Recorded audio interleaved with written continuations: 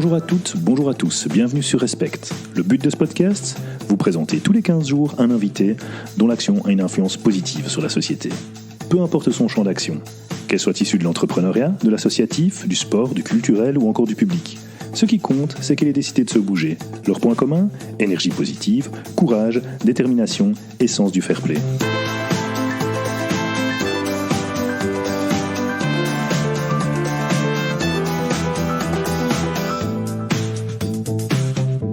Bonjour, Xavier Teichmann pour Respect et j'espère vous donner une bonne dose d'énergie positive aujourd'hui en recevant Marie Duhard de myfairdiamonds.org.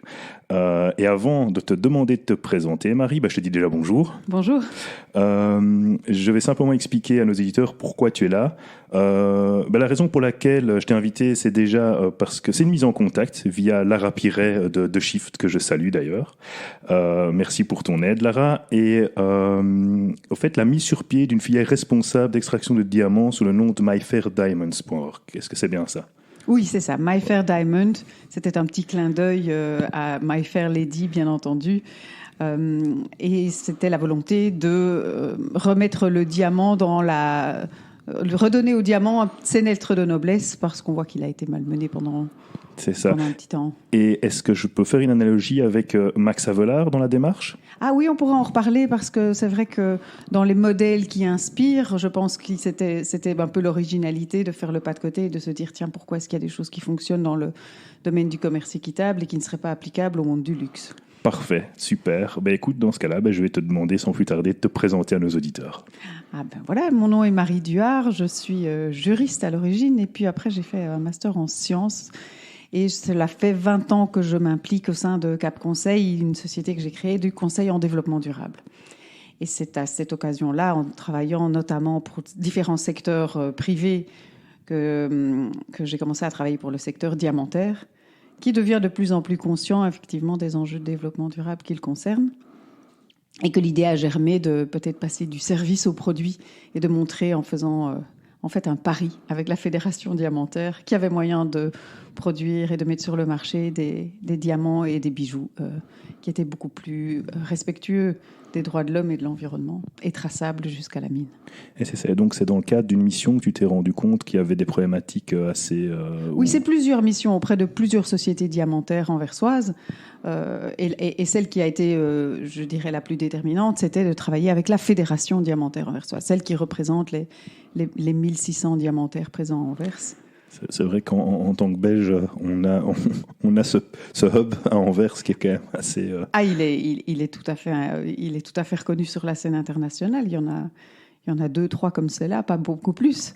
Et donc il y a une concentration là d'un savoir-faire et d'un know-how, mais aussi de traditions qui ont 500 ans et qui ont peut-être peu évolué à l'ère des enjeux d'aujourd'hui. C'est ça, oui. Mais c'est vrai que quand on réfléchit, effectivement, si on a toujours fait comme ça, pourquoi changer à un moment donné ? Exactement. Donc, ok. Et donc, outre ces missions et finalement via Cap Conseil d'avoir des missions dans l'univers du diamant, qu'est-ce qui t'a poussé vers cet univers ? Est-ce que c'est un hasard que tu sois tombé sur le diamant ou c'est quelque chose qui t'a toujours interpellé ou On ne va pas nier le fait que les femmes et les bijoux, il y a quelque chose de l'ordre d'une connexion. Mais je n'ai pas de passion particulière pour le diamant. Je pense que c'est vraiment le fait d'avoir côtoyé ce secteur pendant assez longtemps et d'en arriver à la conclusion qu'il y avait tellement de choses à faire et qu'il ne faisait pas. Et je pense que ce qui a donné l'envie de le tester, c'était justement d'avoir donné X fois les mêmes conseils et d'avoir identifié tellement de marge de manœuvre, de marge de progression, et surtout d'avoir un impact positif possible, mais vraiment presque évident, et de voir que personne ne se saisissait de cette chance. Et donc on s'est dit, l'impact positif, on va le créer nous-mêmes. Ok, d'accord. Et c'est quoi exactement alors myfairdiamonds.org ? Alors MyFairDiamond, c'est la marque que l'on a donnée aux bijoux que l'on produit et qui offre la promesse au consommateur, à la personne qui achète un bijou avec un diamant MyFairDiamond, c'est d'avoir une traçabilité parfaite du diamant jusqu'à la mine d'origine et de savoir que cette traçabilité s'accompagne d'un respect absolu des conditions sociales et environnementales dans lesquelles le diamant va être traité tout au long de sa vie. Donc, l'endroit le plus important, il faut savoir que le point de départ, c'est comment est-ce qu'on peut avoir une démarche positive. Oui. Donc, c'était pas de faire du bashing de ce qui se fait déjà maintenant ou de ce qui ne se fait pas encore. C'était plutôt de se dire, dans la lignée de Cap Conseil, on s'investit pour le développement durable. Il y a aujourd'hui 17 objectifs de développement durable qui ont été identifiés par les Nations Unies. On pourrait s'attendre à ce que les entreprises qui se créent ou qui évoluent s'alignent et contribuent à ces 17 objectifs. Et donc, nous, on a construit un nouveau business model qui est basé sur une collaboration, une contribution positive au maximum de développement de ces objectifs-là. Et donc, on a construit le business model de My Fair Diamond en identifiant, dans les diamants, quelle est la plus grosse marge de manœuvre qui existe, et elle se trouve au niveau de la mine artisanale. Et donc, on a identifié qu'à la mine et au niveau des mines, c'était en choisissant des mines artisanales qu'on pouvait faire le plus de différence. Et que lorsqu'on allait tailler, c'était important, par exemple, de préserver la taille à Anvers, alors que c'est un métier qui disparaît progressivement, et de faire tailler à Anvers. Que lorsqu'on parlait de design, c'était intéressant d'impliquer des femmes, d'impliquer de la diversité culturelle aussi pour le design, et que dans les canaux de vente, il était peut-être disruptif et intéressant de ne pas donner dans le grand traditionnel boutique avec pied sur rue, avec le grand luxe, et de garder, si vous voulez, cette marge de manœuvre financière pour mieux payer les mineurs et mieux payer les tailleurs. C'est ça, donc le côté disruptif du business model est aussi dans le fait de ne pas avoir de boutique. C'est online. Exactement, il n'y a pas de boutique, c'est pas vendu online parce qu'il y a quand même très peu de gens, enfin ça existe en mass market, d'acheter la pierre, je dirais, online, mais la majorité des personnes ont quand même envie de voir les bijoux, de les essayer, de demander conseils. Donc, mais je pense aussi que donc ce business model a été réinventé de deux façons. D'abord, la chaîne est extrêmement courte. Moins vous avez d'intermédiaires, moins vous payez de marge peut-être à des middlemen qui sont inutiles. Mais aussi, c'est ça qui vous permet d'avoir de la traçabilité, parce que ça paraît peut-être fou, mais on est à l'ère où on sait tracer un grain de café et on trace une banane et on trace pas un diamant, qui a pourtant une valeur bien plus grande. Et donc, c'est qu'il y a une intention derrière de ne pas vraiment vouloir le tracer parce qu'il se passe. Et alors, ça ouvre la nébuleuse de on ne nous dit pas tout et probablement que c'est épouvantable. On n'a que des blood diamonds et des enfants dans les mines. On ne veut pas de ça. Et donc, c'était pour à la fois arriver à avoir une chaîne courte que l'on sait contrôler. La deuxième chose qu'on a faite, et ça, c'est effectivement, et ça demande une trésorerie assez robuste, c'est de se dire, on va aller acheter nous-mêmes à la mine ces diamants, on se déplace, on y va, on rencontre les mineurs, on achète là-bas, et on reste les propriétaires des diamants jusqu'à la bague. Okay. Et donc, on va payer tout le monde, mais jamais en ne laissant partir la propriété de la pierre. Il faut savoir que dans un schéma classique de diamant, au sein même du pays d'extraction, la pierre, si elle vient d'une mine artisanale, va changer 7 fois de propriétaire, avant même d'avoir quitté le pays. Donc vous imaginez, il y a déjà eu X fois le moment de les mettre dans la même poche, dans la même enveloppe, de tout mélanger et de se dire ça vient plus ou moins de là, et puis après on perd la trace. Oui, avec tout ce que ça peut donner comme trafic et comme peut-être chose un peu négative dans cet échange, quoi. Voilà. Donc, et si vous avez la chance de travailler avec une ONG qui a préparé, qui a éduqué, qui a certifié des mines artisanales aux meilleurs standards, ce serait quand même dommage d'en perdre la trace et de les mélanger avec des diamants quelconques, voire des diamants issus de mines où il se passe exactement l'inverse. Les fameux Blood Diamonds. Oui, alors les Blood Diamonds, ce qui est intéressant de savoir, c'est que la majorité des personnes pensent qu'un Blood Diamond, c'est un diamant qui a été produit dans des conditions de travail déplorables ou qui ne respecte pas l'environnement. Mais malheureusement, c'est pas le cas. En fait, un Blood Diamond, ça a une définition très, très étroite. C'est un diamant qui vient d'un pays où il y a une rébellion en cours contre le gouvernement en place. Donc, c'est très étroit. Il n'y a pas énormément de pays, même en Afrique, où c'est le cas. C'était le cas en Sierra Leone, ça a été le cas en République centrafricaine aujourd'hui. Mais, et c'est à ce moment-là, le pays est blacklisté. C'est ça, pas la mine. Tandis qu'ici, on se retrouve avec, au niveau même de la mine, il n'y a plus de rébellion en place, mais il peut y avoir 1000 autres problèmes. Il peut y avoir des viols, il peut y avoir des forces armées, il peut y avoir de la violence. Et ça, c'était pas couvert par le Blood Diamond. Ça, c'est OK dans le processus de Kimberley. Et donc, ça ne couvre en fait pas du tout les droits de l'homme, ça ne couvre pas l'environnement. Tandis que les diamants que nous mettons sur le marché, eux, ils offrent cette promesse-là. En plus d'être Blood Diamond, d'être non Blood Diamond, si vous voulez. Tu n'aurais pas dit que tu as fait une formation de juriste au départ, on voit. Hein, on le devinerait. On le devinerait. Donc, non, c'est très intéressant. Donc, Blood Diamond, c'est quelque chose de bien précis. C'est un état dans lequel il y a une rébellion, voilà. comme à l'époque. Et ça ne vous donne rien d'autre qu'en fait le statut de légalité d'un diamant. Ouais. Et donc, la majorité, et c'est ça, en fait. Moi, j'invite tous les auditeurs à aller questionner le bijoutier pour savoir s'il sait d'où vient la pierre. Au mieux, il vous dira, mais il y a un certificat, ce n'est pas un Blood Diamond. Vous pouvez répondre, j'espère bien, sinon il serait illégal. Oui, c'est ça. Oui. Mais avec ça, on ne vous a encore pas dit grand-chose sur la durabilité de la pierre. Tout le reste, tout ce qui, toute l'image qui colle à ça, c'est des tresses humaines, etc. Ben voilà, ça, on n'a pas de certitude que ça n'a pas été le cas quand on offre une bague de fiançailles, par exemple, ou une alliance certie. Exactement. Voilà. Et c'est aussi, elle n'est pas tracée. Donc ici, les mines sont certifiées par une ONG canadienne qui s'appelle DDI, Diamond Development Initiative, et qui a développé un label pour ces mines qui s'appelle Mandeleo. Et donc, nous, on était les premiers acheteurs de diamants Mandeleo. C'est ça. Et j'ai vu sur le site web des vidéos, j'ai vu que, tu viens de le dire, tu avais été sur place, mais il y a tout un cheminement, quoi. T'as pas été qu'une seule fois. Moi, déjà, je suis très étonné quand j'ai vu les mines, au fait. Oui. C'était pas du tout l'idée que j'avais des mines de diamants. C'était des espèces d'énormes cratères remplis d'eau. Enfin, moi, j'avais l'image Walt Disney, les 7 nains qui descendent dans la mine et qui trouvent des diamants et qui descendent super profond, quoi. Oui. Donc, au fait, explique-nous un petit peu comment ça se passe. Oui, alors il y a différents types de mines de diamants, effectivement. Selon la veine de laquelle ils sont issus, il y a des mines souterraines qui vont souvent être des mines industrielles. Ou parce que la roche est extrêmement dure, donc il va y avoir besoin de machines pour creuser. Et puis alors, vous avez les diamants alluvionnaires. Ce sont ceux qui sont en surface, qui vont avoir glissé de cette cheminée de diamants et qui sont peu profonds et qui ont glissé, par exemple, à l'occasion d'un cours d'eau. Okay. Et donc, on va en trouver beaucoup en Namibie, même jusque dans la mer, des diamants. Et on va voir aussi que l'activité artisanale, elle est souvent, certains vont dire illégale, d'autres vont dire informelle, et elle va se situer aux alentours d'une mine industrielle, autour. Donc, alors, dès qu'il y a un gisement qui est plus riche, vous allez avoir des sociétés privées qui viennent s'installer, sociétés internationales souvent, qui vont négocier une concession et qui vont creuser. Okay. Et puis, tout autour, vous allez voir fleurir des trous et des cratères, comme vous dites. Et c'est vrai que dans le film, on a voulu montrer qu'une mine, parfois, c'est vraiment pas plus grand qu'un champ de foot, quoi, qu'un terrain de foot. Et vous allez avoir là un travail qui est très saisonnier, selon qu'il y a la saison des pluies ou pas. Et donc, il y a une saison pour creuser. Et on creuse au mieux avec des tamis avec un peu des tamis mécaniques, un peu avec de la dynamite, mais sinon, c'est vraiment la pioche.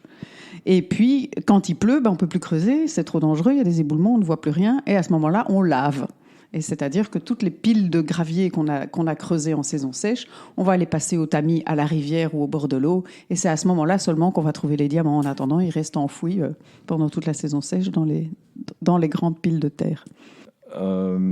J'ai vu aussi que tu avais participé, que tu avais toi-même tamisé, etc. Ça fait quoi de trouver un diamant ? Je me suis posé la question. Oh, mais moi, j'ai rêvé de le trouver. La première chose, c'est que j'ai causé un éclat de rire généralisé parce que j'ai pas la technique. Ça, c'est évident. Mais avant toute chose, ce que je voulais voir, c'est à quel point c'était pénible, à quel point c'était dur. Est-ce qu'ils étaient équipés avec le bon équipement ? Allez, franchement, on arrive là, on leur a offert des bottes, mais ils sont dans l'eau jusqu'aux genoux. À quoi servent des bottes remplies d'eau à rien ? Il faut des bottes de pêcheur, quoi. Exactement. Et donc la même chose pour le tamisage. On tamise à la main, on tamise au doigt. Et donc on leur offre des gants qui ressemblent un peu plus à des gants de vaisselle. Ils savent juste rien en faire. Ouais. Donc la santé et la sécurité au travail dans ce type d'entreprise et de métier doit être complètement repensé. C'est pas en envoyant du matériel de protection d'ici que d'entrée de jeu ou des lunettes. Mais ils sont pas en train de manipuler ils sont au bord de l'eau, ils sont pas en train de manipuler de la dynamite. Donc les lunettes ne leur servent juste à rien, des lunettes de chantier. Vous voyez ? Oui. Tu vois, donc c'est vrai que c'est intéressant. Donc tamiser, oui, voilà. Alors on essaye d'avoir l'œil et on se dit qu'on va trouver la pépite. Et on la trouve jamais aussi bien qu'eux, bien entendu. Il y a tout un art de tourner le tamis. On le voit dans le petit film. Oui, c'est génial. Parce qu'en fait, la densité du diamant est différente de la densité du gravier. Et donc, si on fait bien tourner, automatiquement, le diamant va se retrouver au milieu. Ah, c'est ça le truc. C'est ça le truc. Ok. Ouais. Comme ça, je le sais si un jour. Si un jour tu vas t'amuser. Voilà. Non, mais c'est magnifique parce qu'il y a vraiment ce côté d'aller sur place, de voir comment ça se passe, de prendre conscience. Je trouve ça très intéressant parce que très souvent, on part avec des bonnes intentions, on envoie du matos et puis au fait, ça sert à rien. Il y avait eu un scandale à l'époque, bon, ça n'a rien à voir, mais Nestlé qui avait envoyé de la poudre pour les bébés alors qu'il n'y avait même pas d'eau. Enfin, il y a des trucs parfois qui sont complètement. Alors qu'aller sur place, on se rend compte des choses, quoi. C'est tout. L'intention était bonne, mais c'était une fausse bonne idée. Oui, mais c'est ça, voilà. Oui. Mais on va pas se leurrer. L'enjeu de base, c'est quand même combien on achète le diamant. Hein. C'est combien sont-ils payés et est-ce qu'avec le prix qu'on paye, on permet à ces gens d'avoir une vie décente. Parce que le fantasme de ils sont payés 1 euro par jour ou 2 euros par jour. Et à ce moment-là, où va le prix du diamant ? À qui profite ce travail très pénible ? Et je pense que le cœur de la discussion est là. Et le cœur est là pour la majorité des industries. Donc dans le diamant, c'est d'autant plus choquant parce qu'on est dans le luxe et que finalement, on va finir par vendre une pierre plusieurs milliers d'euros. Et combien a touché le mineur ? Donc au-delà d'avoir des gants, des bottes ou pas, c'est est-ce qu'il a pu nourrir sa famille et envoyer ses enfants à l'école, quoi. Et qu'est-ce qu'il en est par rapport justement à cette filière-là, par rapport au reste ? Est-ce que c'est x2, x3, x4 ? Enfin, il y a des chiffres par rapport à ça ?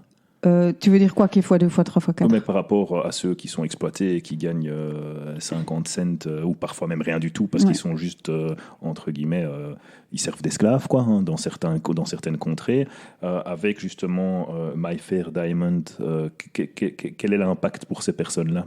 Alors on a fait un travail, c'est difficile d'avoir cette information, enfin vous rentrez pas dans n'importe quelle boîte ou quelle mine en disant tiens je peux avoir votre payroll et voir qui est payé combien, s'il y en a un.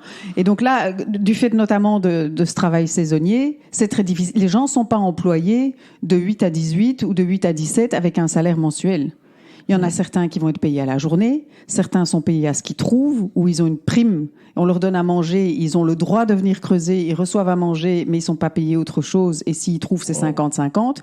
Et donc, il y a une variété de types de relations contractuelles entre le travailleur. Ils sont trois. Il y a le travailleur, le patron et le souteneur, qu'on va appeler le master. Et donc, ils se répartissent. Le master, il va faciliter. Il va, par exemple, il va donner des outils, il va faire les investissements, il va payer l'entretien du tamis mécanique les jours où on en a besoin, ou il va le louer. Et donc, c'est le facilitateur. Donc, lui, il ponctionne une partie. Puis, vous avez le chef d'équipe ou le patron, celui qui a reçu la licence du chef du village, l'autorisation d'aller creuser sur ce terrain. Et il paye une redevance au chef du village, mais il a le droit d'exploiter, si vous voulez, la licence d'exploitation. Et puis alors, il y a les mineurs, certains étant là tout le temps, d'autres seulement à la journée, d'autres seulement en saison des pluies. Et donc, cette dynamique-là, économique, va faire, et ça c'est assez sympa de voir, qu'ils partagent un intérêt commun à la vente de la pierre. Et donc, quand nous, on est allés sur place, et qu'il y avait une personne de la mine qui négociait le prix de l'enveloppe de diamants qu'on venait pour acheter, ils étaient en ligne avec leurs représentants, quelques creuseurs, quelques mineurs, quelques laveurs, parce que eux, ils attendent leur part aussi, et donc ils se mettent d'accord sur le prix. Il y a une certaine transparence de l'information. Si telle pierre elle est partie, tout le monde sait à combien elle est partie, et tout le monde sait combien il va toucher. Donc ça, c'est une dynamique collective qu'on a découverte sur place, on ne savait pas. On est beaucoup plus individualiste chez nous, et on aurait dit, c'est le patron tout seul qui vend sa pierre et qui se fait son profit. C'est pas nécessairement le cas là-bas. Ok, donc il y a une espèce de répartition, il y a des accords, des pourcentages, et, en fonction de qui a fait quoi, et c'est le collectif, quoi. Voilà, et donc nous, on sait aussi que par rapport au prix global du diamant, en général, on a acheté nos pierres 25 à 40 fois plus cher que sur le prix coté du diamant brut, par exemple. C'est ça, oui. Donc, quand vous avez certaines pierres qui sont de moins bonne qualité et qu'on essaye de vous les vendre 50 et que nous, on se faisait accompagner d'un expert en évaluation de pierre qui dit « Ouais, mais elle vaut pas plus que 30 », vous savez que votre bijou, vous allez le vendre 1000, 1500, les 20 € de différence, vous les donnez avec plaisir. Et vous êtes sûr d'ailleurs que le consommateur final, il les aura donnés avec plaisir. Enfin, pour faire une analogie, dans le t-shirt, on a calculé le prix de la compliance au droit du travail à 25 cents. Trouvons un consommateur qui n'a pas envie de payer 25 cents de plus son t-shirt pour s'assurer qu'il n'y a pas de travail des enfants ou de travail forcé. Enfin, c'est évident. C'est évident, et donc tu réfléchis pas très longtemps. Hein. Voilà, tu réfléchis pas longtemps, tu te dis, oui, je suis presque fier d'avoir payé les diamants bruts à la mine 25 à 40% plus cher. Ouais. Ok, parfait. On comprend mieux comment ça se passe et on comprend le, le circuit. C'est super intéressant. J'ai envie de te relancer sur plein de trucs, mais malheureusement, on a un timing. Mais c'est vraiment super, quoi, parce que on se rend pas compte, au fait. D'ici, on sait pas tout ce qui se passe. On voit le produit fini, magnifique, qui brille dans la vitrine ou au doigt. Qu'est-ce qui t'a poussé vers cet univers finalement? Tu en as un peu parlé, c'est à travers Cap Conseil, etc. Est-ce qu'il y a autre chose qui t'a poussé vers cet univers? Je pense que c'est peut-être à l'âge que j'ai. Alors je suis très très jeune, mais peut-être un peu à l'âge que j'ai, je vois également comment les femmes ou les hommes commencent à acheter pour eux-mêmes et à faire vraiment attention à ce à quoi ils dépensent leur argent. La génération qui vient également, elle est en quête de produits éthiques et encore plus. Je veux dire, la bague de fiançailles, on voit de plus en plus de jeunes couples où ils disent mais moi je veux pas une pierre dont je sais pas d'où elle vient, je préfère l'expérience, remplaçons ça par un meilleur voyage, par un plus grand voyage. Ou alors, et c'est pas mal non plus, un diamant recyclé ou venant d'un ancien bijou. Mais il y a une vraie défiance par rapport à ce produit-là. Et de l'autre côté, une telle marge pour avoir un impact positif. Mmh. Maintenant, de toi à moi, ce qui est aussi, si on pousse la réflexion plus loin, il n'y a jamais personne qui va manger un diamant, on n'a pas besoin d'un diamant pour vivre. Donc quand on passe de luxe durable, certains grincent des dents en disant le luxe, ça ne va pas dans la même phrase que durable parce que, par définition, le durable, c'est ce qu'on a besoin, c'est ce dont on a besoin, c'est quelque chose de nécessaire et le luxe est superflu. Il n'empêche que les gens aimeront toujours les bijoux, que ces diamants sont là et que avant la disparition ou la substitution complète du diamant naturel par le diamant fait en laboratoire, il y aura quand même toujours quelque part des gens qui sont dans des mines et qui s'esquintent le dos et la journée à produire ces pierres pour nous. Bien sûr. Donc puis, voilà, c'est une joie aussi de voir un produit. Ça reste un produit emblématique de la Belgique. Ça reste quelque chose dont beaucoup de femmes rêveront qu'elles l'avouent ou qu'elles ne l'avouent pas. Et donc, on répond vraiment à une demande. On a fait une étude de marché, c'était flagrant. Il y a un boulevard. Oui, puis il y a une différence entre ce que les gens disent vraiment et la réalité. À partir du moment où tu dis oui, c'est durable, c'est quelque chose qui c'est superflu. Le diamant est superflu. Oui, mais si on devait se priver de tout ce qui est superflu, peut-être que la vie n'aurait pas la saveur qu'elle a non plus. Il ne faut pas tomber dans un espèce de fanatisme non plus. Non, bien sûr. Voilà. Et puis alors, il y a tout le côté, il y a tout le volet esthétique, il y a le volet tradition, il y a la culture. Enfin, tout ça fait partie de l'artisanat. Oui. C'est vraiment génial. Enfin, on voit comment on transforme ce produit. C'est tout un savoir-faire de transformer un caillou brut avec 68 facettes qui sont géométriquement parfaites et de le faire à la main. C'est impressionnant. Ouais. C'est un truc vraiment impressionnant, je pense, de voir ça. Mais pour revenir dans cet univers du luxe, il y a quand même quelque chose de très intéressant. Tu viens de le dire toi-même, il y a tout ce côté... il y a aussi tout ce qui est artisanal, il y a aussi tous les gens que ça fait vivre, cette industrie. C'est pas que des grosses boîtes qui se mettent plein d'argent en poche. Il y a plein d'artisans. On en discutait avec Stéphanie Crespin dans un autre épisode qui, elle, fait de l'économie circulaire avec plutôt, alors à ce moment-là, des sacs, des vêtements, etc. Et qui a une boîte qui s'appelle Style Tribute et qui permet ces échanges et donc cette économie circulaire qui a créé Reflaunt maintenant. Il y a quelque chose à faire et cette industrie du luxe, elle existe et quelque part, les gens ont envie de ça aussi. Donc, autant le rendre plus éthique, plus accessible, mais de dire que ça n'est pas durable, moi je suis pas très d'accord. Ouais. Je vais plus dans ton sens. Je veux dire, il y a à Paris tout un salon du luxe durable. Personnellement, nous croyons que le luxe aujourd'hui ne reste crédible qu'à partir du moment où il est irréprochable. Oui, voilà. Tant qu'à mettre tellement d'argent dans une belle pièce, que ce soit de la maroquinerie, du vêtement ou du bijou, alors il faut autant le repenser de A à Z. Exactement. Et faire en sorte qu'il soit parfait, qu'il soit irréprochable pour tous les maillons de la chaîne. Moi, c'est ça qui m'intéresse, c'est de me dire derrière, est-ce qu'il a aussi fait plaisir à tous ceux qui ont contribué à le facetter, à le produire. Il y a quelque chose de génial, c'est que nous, quand on est retourné à la mine, on est retourné avec des bijoux qui étaient faits à partir des pierres qu'ils nous avaient vendues. Ils nous ont dit, mais on ne savait pas, ils n'ont jamais vu un diamant taillé. Pour eux, ils le savent. Et donc, on est revenu avec l'une ou l'autre bague en disant, est-ce que tu te souviens, cette pierre-là, c'est toi qui me l'as vendue. Excellent. Voilà ce que j'en ai fait. Même chose avec le tailleur. Le tailleur, il taille sa pierre, il ne la voit plus jamais dans le... Et là, on retourne chez le tailleur avec la collection terminée. Et il a dit, mais moi, je suis assez ému de voir comment il a été magnifié dans un bijou. Il n'y a jamais personne qui prend le temps de me remontrer à quoi il a servi ou dans quoi il a abouti, quoi. Ah, mais c'est chouette aussi de voir à quoi on a participé. Oui. Ça donne du sens aussi. Oui, ça donne du sens. C'est valorisant, quoi. Voilà, valorisant, tout à fait. Ouais.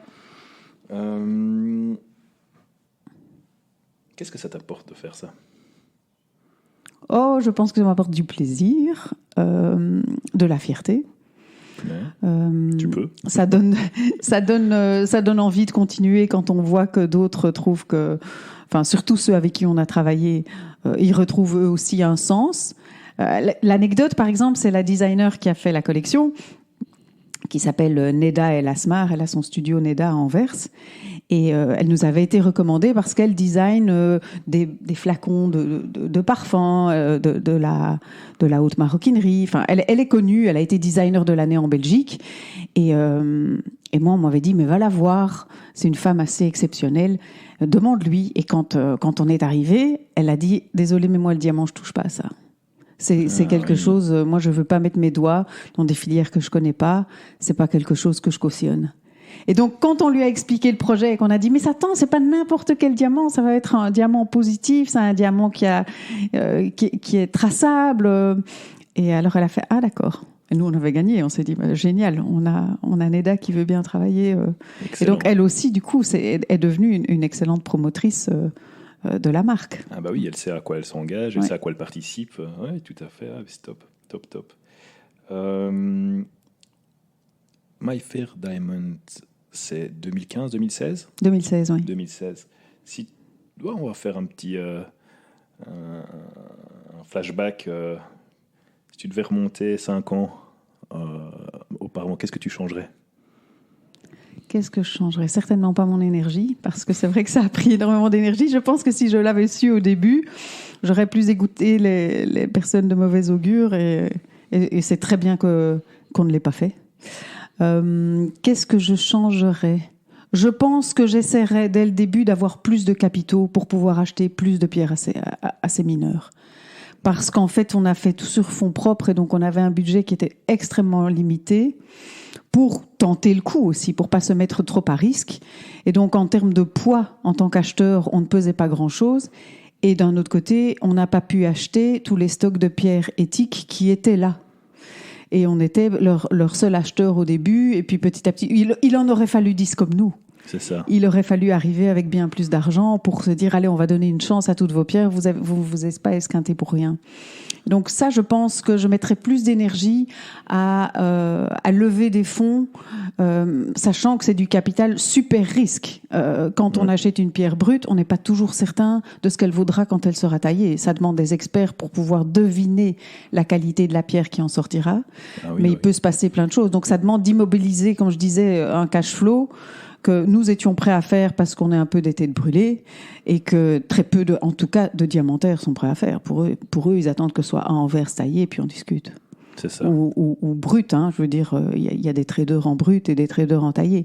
Donc la seule façon économiquement rentable de s'en sortir, c'était de ne jamais leur vendre à eux. Parce que eux, ils prennent aucun risque et donc ils ont des marges minimales. Il fallait qu'on garde cette pierre et qu'on la vende sous forme de bijoux parce qu'à ce moment-là, il y a la valeur ajoutée, on peut la récupérer, quoi. Ah oui, c'est ça. Et quoi, trop tard pour faire marche arrière ou Non. C'est pas trop tard pour faire marche arrière. Je pense que ça, ce serait une chose que j'essaierais de faire parce que l'impact serait d'autant plus positif en Afrique. Et la deuxième chose que je ferais, ce serait peut-être aussi mais ça c'est parce que c'est une demande maintenant, de m'arranger pour que parmi des partenaires, il y ait des traders eux-mêmes, parce que la demande qu'on reçoit maintenant, c'est des demandes de pierres, c'est pas les bijoux. On nous demande en plus, oui, mais est-ce que vous avez aussi des pierres? Et là, ce sont des bijoutiers de Paris, des bijoutiers d'Anvers qui disent, je cherche une pierre éthique, j'ai un client qui veut absolument une pierre éthique, est-ce que vous en avez pour moi? Donc, on devrait avoir un stock de pierres que nous ne sertissons pas nous-mêmes à vendre. Et puis alors, mais ça, c'est encore un autre business model. Ça demande, ouais. C'est encore autre chose. Ouais. Ok, très bien. Mais justement, en parlant on avait un peu déjà évoqué le côté Max Havelaar, mais quels sont les modèles ou les personnes qui t'ont inspiré ou qui t'inspirent?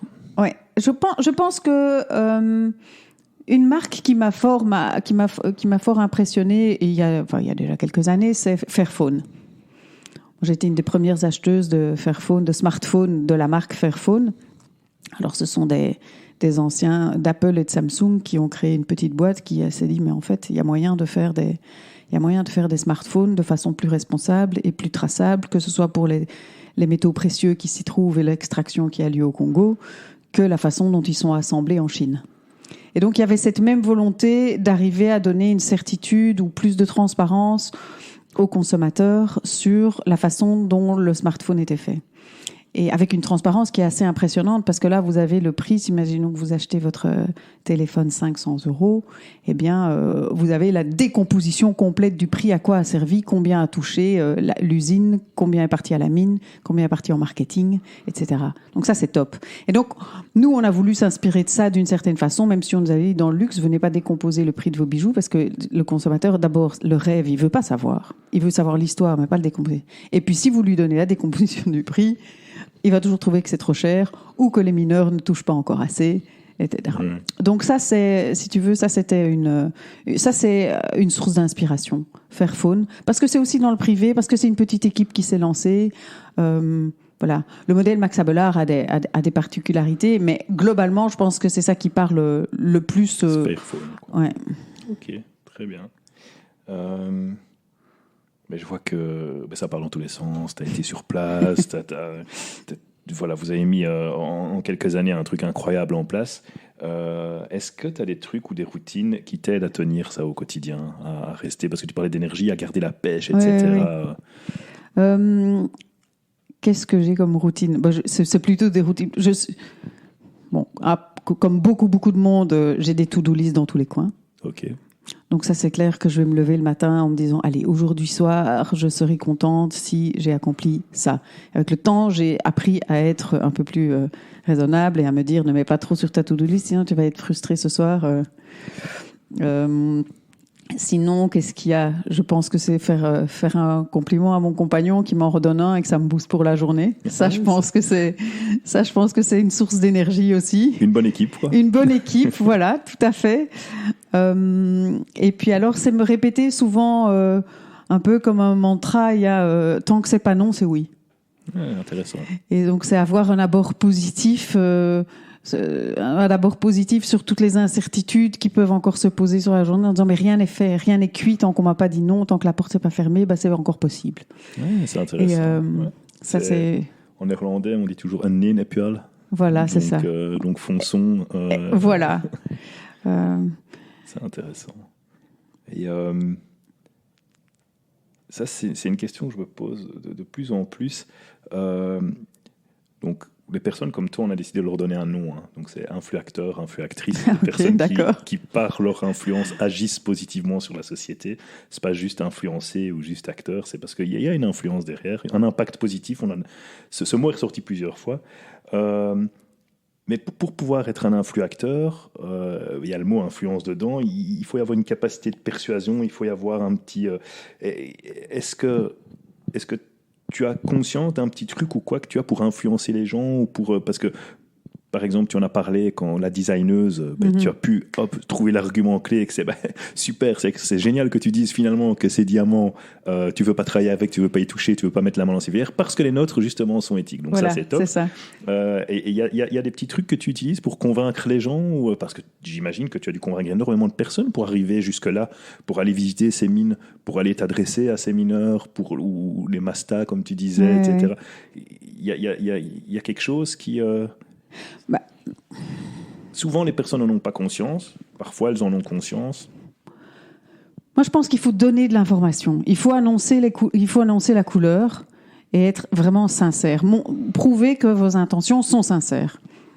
Je pense qu'à partir du moment où la personne en face de toi, elle est gagnée par le degré de sincérité ou de crédibilité que tu apportes à ton intention, ça lui donne envie de participer. Ça lui donne envie de collaborer. Et notamment dans le cas du diamant, on nous avait dit vous allez vous planter parce que les gens sont des requins et ils n'ont absolument pas envie de changer et tout le monde se méfie de tout le monde. Mais là, je dirais que ce soit pour My Fair Diamond ou en général dans d'autres cas de figure avec Cap Conseil, y a deux choses, je crois, qui convainquent. C'est l'enthousiasme. Oui, c'est l'enthousiasme. Et c'est annoncer la couleur, l'histoire de vers où on veut emmener la personne ou de vers où on a l'intention d'aller, ce à quoi servira la personne en face de toi, dans cette histoire. La faire, la rendre actrice de ta propre histoire ou d'une histoire belle qui lui donne envie et pour laquelle elle n'aurait peut-être pas elle-même l'énergie, mais elle dit ça je suis prête à faire. Okay. Ouais. Donc dans le service c'est autre chose bien sûr. Quand on propose des services à une entreprise, il faut savoir, c'est des techniques de négociation. Je suis pas excellente là-dedans. Moi je suis pas pushy. J'ai pas tellement envie que la personne achète pour me faire plaisir et qu'elle soit déçue. Dans le diamant ça marchera jamais. Je veux dire. Mais tu vas aller, vas-y, achète-moi un diamant. Oui, c'est ça marche pour une barre de chocolat. Et à la rigueur, la personne, elle l'a pas encore goûté, elle se dit, allez, je peux acheter une barre de chocolat équitable à 3 €, s'il est mauvais, c'est pas encore grave. Moi, la bague, il y a personne qui va me dire si elle est moche, c'est pas grave, elle est éthique ou elle est durable. Il y a personne qui va faire ça. Donc là, c'était important aussi. Mais je suis pas une baratineuse dans le sens où je vais dire cette bague te va super bien alors qu'elle ne te va pas. Mais par contre, après, moi, je suis prête à rendre des comptes sur ce que j'ai fait si on m'a fait confiance. D'expliquer l'histoire. C'est pour ça qu'on a décidé qu'on allait faire ce petit film sur My Fair Diamond, c'est-à-dire venez voir, c'est vrai l'histoire qu'on vous raconte. Il y a très très peu de personnes impliquées et comme on a voulu faire un projet un peu collaboratif, on s'est dit c'est une mini communauté d'experts et on est 5-6 et tous ensemble on vous a produit ce bijou. Et donc d'ailleurs il est gravé sur les pierres, c'est gravé au laser en minuscule, c'est impossible de le voir parce que c'est serti, la mine d'origine. La personne peut retracer l'histoire de son diamant. Excellent. Ouais. Le petit film dont on parle, c'est OK pour que je le mette sur un lien vers le truc, bien sûr, oui. Parce que je trouve qu'il est génial, ce film. C'est vraiment top, quoi. C'est vrai ? Oui, vraiment, voilà. Ça donne une belle image de ce qui a été fait, etc. Donc, je mettrai volontiers. C'est 4 minutes, et c'est 4 minutes qui font un peu rêver, donc c'est chouette. Oui, on en est fiers, il est sympa. Oui, mais vraiment, je trouve. Donc, le fait d'être passionné, ça persuade. Le fait d'intégrer les gens à l'histoire, le fait d'être sincère, quoi. Ouais. Donc, ça, c'est ce qui... Parfait, top. Voilà, oui, j'aimerais bien savoir s'il y a un livre, un podcast ou une émission que tu pourrais recommander à nos auditeurs. Un livre qui m'a beaucoup marqué lorsque je l'ai lu il y a 2 ans, qui n'a rien à voir avec le diamant. C'est Transparence de Marc Deguin. Transparence, je ne connais pas. Alors c'est un petit livre, il s'avale, il est passionnant et c'est un suspense qui se projette en 2050, donc juste dans pas très très longtemps, dans une société dans le futur où tout est devenu digital, où tout est devenu data, où les GAFA ont acquis la souveraineté de pays, négocient de pays à pays, organisent des élections des autres pays, et on se retrouve dans un monde qui est pas très loin d'une autre aujourd'hui et qui va poser en forçant le trait dans une intrigue géniale tous les enjeux qu'il y a aujourd'hui avec la digitalisation, la suppression de la vie privée et qui met une héroïne en place qui a décidé de faire tomber Google, quoi. Et ça, j'ai trouvé que c'était génial parce que c'était l'occasion d'aborder un certain volet politique, d'aborder nos réactions par rapport au fait que nous sommes tellement prêts à divulguer des données personnelles si c'est pour notre confort ou pour gagner du temps. Et cette question-là, elle est extrêmement bien posée dans ce livre et dans cette intrigue. C'est vrai que quand on voit le GDPR, ça a juste rajouté une étape qui est j'accepte. Oui, moi je perds beaucoup de temps à dire je refuse et pourquoi vous refusez, parce que ça, êtes-vous bien sûr sûr, mais oui, je persiste et signe. Et puis après, vous avez presque une réponse de « on verra bien ». Oui, c'est ça. Mais je pense que tu fais partie des 2% qui font... Oui, non, mais c'est vrai. Je ne veux pas dire que parfois, par lassitude... C'est incroyable. Mais voilà, il reste cette petite rébellion en moi tant que je peux et qu'on trouve dans un des personnages du livre et qui m'a paru très, très sympa. Et on s'en mettra le lien aussi. Et ça, je pense que c'est quelque chose qui va m'intéresser aussi. Parfait. Dernière question traditionnelle. Une citation qui t'inspire? Il y a une citation qui m'inspire beaucoup, effectivement, c'est « Tout ce qui n'est pas donné est perdu ». Et je trouve que quand on est entrepreneur, c'est assez paradoxal, mais ça m'est toujours revenu à l'esprit lorsqu'il s'agit de lâcher prise ou de faire des concessions ou de, comme je disais, peut-être payer plus cher une pierre ou accepter une intervention gratuite pour certaines personnes. C'est cette générosité dans l'entrepreneuriat. C'est pas quelque chose qui est préconisé dans les business schools du tout, où tout doit se monnayer, tout doit avoir une certaine valeur. Et si vous donnez, d'ailleurs, la personne doit bien savoir combien vous lui avez offert. Et là, c'est tout l'inverse, c'est de se dire, mais enfin, on est là pour tellement peu de temps sur Terre que si on peut être généreux, soyons-le. Donc ça, c'est quelque chose qui me revient de temps en temps et qui n'est pas toujours facile à mettre en œuvre, mais dont on peut tirer énormément de bonheur et de satisfaction. Donc tout ce qui n'est pas donné est perdu. Ouais. Je ne connaissais absolument pas. Donc, okay, sympa. C'est une bonne façon de voir les choses aussi. On est arrivé, Marie, à la fin de cette interview. Je vais te remettre, on est en podcast donc personne ne va le voir, mais le polo respecte, hein, donc je te remets ceci, voilà, pour rappeler aux éditeurs, c'est notre award à nous pour les personnes en tout cas pour nous, qui méritent notre respect. Alors, et le petit logo avec le casque athénien. Enfin, on fera un article pour expliquer pourquoi on a choisi ce logo. Donc, c'est un mélange de sagesse et de courage et de persévérance. Tu nous enverras une petite photo. D'accord. On la publiera sur nos réseaux sociaux. Parallèlement, je ferai un article où je mettrai tous les liens. Comme ça, les auditeurs pourront retrouver. En même temps, je mettrai la vidéo aussi.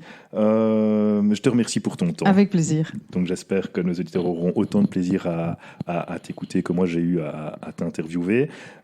Qu'est-ce que je peux te souhaiter pour le futur? Beaucoup de zénitude. Beaucoup de zénitude. Voilà. Rester zen en tant qu'entrepreneur, je pense que c'est important. Reprendre le temps de réfléchir, le temps de lire.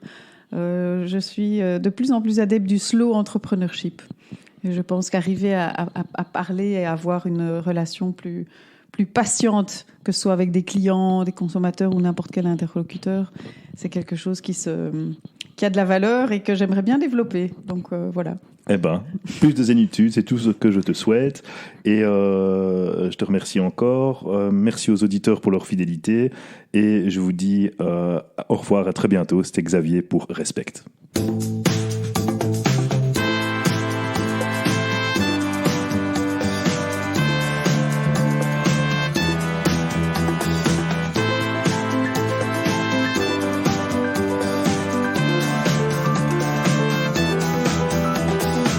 Si cet épisode vous a plu, pensez à le partager à 3 personnes. Et surtout, laissez-nous une note 5 étoiles et un commentaire positif. Ça aide ce podcast à être plus visible. Pour être informé des prochains épisodes, rien de plus simple, abonnez-vous. Merci de nous avoir suivis jusqu'au bout. À bientôt. Au revoir.